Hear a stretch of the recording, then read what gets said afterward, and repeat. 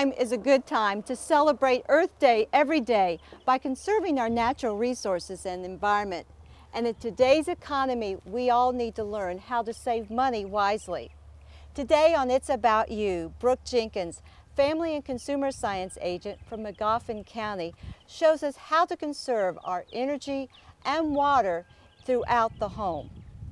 Brooke, why do we need to seriously think about saving water and energy? Well, of course, today, in the economy situation that we have, we really need to think about ways that we can cut back our budget in whatever area we can. And a lot of us have rising energy costs, and we can't do a lot about what our utility companies are charging us, but there are things that are practical and easy to do in and around our homes to save money in terms of energy and water usage. And what's our first step? Well, the first thing that you want to do is really assess where you're at in your home. Think about what your practices are currently and then where you might need to make some improvements. Of course, you can always look at your monthly bills to see what your energy usage would be, but then you also may want to use some of the tools that we have available on our website to assess further. There is something called an energy calculator, and we have and it assesses different things depending on what you're interested in. It could assess your energy usage and comparing it to different sources like electricity and gas and that sort of thing. And those are available on our See Blue Go Green website that UK has. And then also you may want to consider having an energy audit. And a lot of the electric companies may do that at no charge, or there may be a small charge. And then sometimes outside people can do that as well. But that will assess how your home is functioning in terms of energy usage and what you can do to improve your home situation so that you'll have savings in the long run. Because utility companies are also looking for ways that you can save on energy as well. Brooke, we know that water is a precious commodity. How can we save water at home? Well, one of the best places to start saving water around your home is here in the kitchen, and we've got two key areas where you can really save a lot of water. And the first place is here at our sink, and it's always a good idea to make sure that all faucets in your home are not leaking. You can use about 25 gallons of water a day just having a leaky faucet, so make sure that all your faucets are in good repair. When you're washing dishes, another good thing to do is make sure that you catch all your water. Don't allow it to flow. I know a lot of people will do that when they're rinsing dishes. They'll just allow the water to stay on, but you're using a lot of water that way. And another really good thing, it's my favorite thing of all, is to use a dishwasher over washing by hand. You actually save more water by using your dishwasher. Yay! Yay, is right. And we have here a dishwasher that has an excellent water saving strategy. We have here a smart wash cycle on our dishwasher, and so by using it you'll save a lot of extra water as well. Make sure that you fill up your dishwasher when you're using it, and also make sure that you use the lightest load possible on your dishwasher to save water in your home. What are some other areas either in or around the home that we can save water as well? Okay, another area to focus on is the bathroom area, and the bathroom has lots of different ways that you can save money. Using a low flow shower head or a low flow faucet and even a toilet will help save money. But if you don't have those things and you can't afford to replace them, here are some other things that you can do. One thing is to turn off the faucet when you are brushing your teeth. You can use a gallon of water just by leaving the faucet on. And that may not seem like a lot, but if you think about a family of 4 and in the course of a month, that's a lot of water wasted. Another thing that you can do is take shorter showers. Try to limit those to about 5 minutes a day, and also use less bath water, not going above 5 inches. And then another thing for the toilet you can do is to put a water bottle filled with water in your tank. That helps displace the water, and you can save about a gallon a flush by doing that technique. We've talked about water, but how can we save on energy? Let's go to the laundry room and I'll show you some ways to save energy there. Brooke, what do we need to know about washers and dryers when choosing ones to be energy efficient?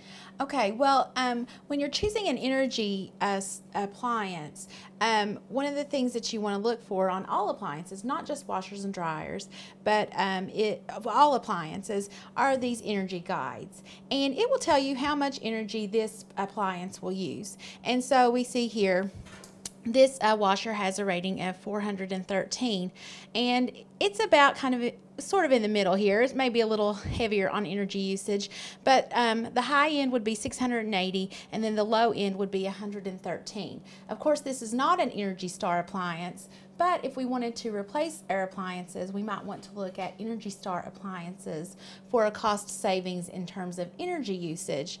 And there's lots of Energy Star appliances available, and a lot of them will save you a lot of money, but you do have to be a wise consumer and make sure that the added cost of buying an energy product will pay for itself in the long run. So just keep that in mind.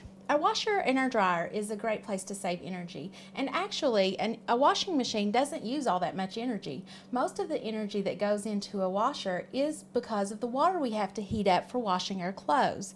So one of the things that you might want to do is look for detergents which are made for cold water. That's going to help save your electricity. And so by using this, you make sure that it's efficient in terms of cleaning your clothes, but you don't have the extra energy usage with your electricity. I'm also making sure that you choose cycles which are appropriate for energy usage. Some cycles will give you a cost savings, so make sure you read your manufacturer's instruction book for that. And then always make sure that you use your washing machine with full loads instead of doing half loads. You know, sometimes you might have that special shirt you want to wear, but wait till you have a full load. And then we have here our dryer. And of course that does use some electricity, but there are things you can do. For example, always making sure that you clean out your lint trap in your dryer so that you're getting a lot of energy efficiency, as well as making sure that you dry loads continuously, because the dryer's already heated up and it won't take as long for it to heat. So what are some other ways we can make our homes more energy efficient? Well, one of the things that we can do is use appropriate lighting. And lighting accounts for about 10% of our energy bill. And so choosing things like LED light bulbs or CFLs, which is the compact fluorescent light bulbs, over our traditional bulbs will save quite a bit of energy. What are some other tips that we can save energy even when we're not at home? One of the things that we can do is to always make sure that we're turning off our lights. I know that seems kind of simple, but people just don't do it. So turning off your lights when you're not in the room. Also unplugging electrical appliances that are not in use. Your chargers for your cell phones, unplug those as well. Using power strips is another thing that might be easy for you to do. If you have a lot of things plugged up, you might want to put them in a power strip, and then you just have to flip that switch off so that it doesn't pull electricity. Because even though they may not be in use, they may still be pulling energy that and not really being used. You know, for example, your microwave, it has a clock on it, and so it's still pulling energy. You may not be using it, but your microwave clock will still use some energy. So think about some things like that. Brooke, you've given us a lot of great ideas on saving water and energy in and around our homes. But what are your top 3 tips for getting us started today? Okay, the top 3 things that I would recommend if you want to get started on saving energy and water today is, number 1, turn off water when it's not in use. Another thing I would suggest is to turn off lights and appliances when not in use. And I know a lot of this makes sense, but we just don't do it. But it can really add up the savings quickly. And the third thing I would recommend is think about changing your lighting sources, because that's a really inexpensive thing that you can do. And it's 10% of your energy bill. So those 3 things, easy, practical things that you can implement in your home today, and then you can get started on those other more long-term projects later. Great ideas. Thanks a lot, Brooke. For more information, contact your local Cooperative Extension office or go online and check out the College of Ag See Blue, Go Green website.